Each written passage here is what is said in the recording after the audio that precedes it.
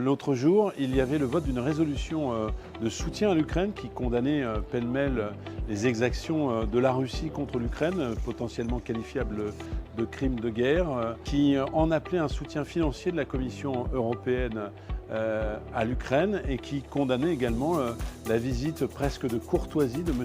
Orban à Moscou et qui a rencontré Vladimir Poutine. Eh bien, sans surprise, si j'ose dire, l'extrême droite française, l'ensemble des députés du Rassemblement national ont voté contre cette résolution, alors qu'ils n'ont cessé finalement de dire pendant la campagne à quel point ils soutenaient l'Ukraine. Alors pourquoi l'ont-ils fait?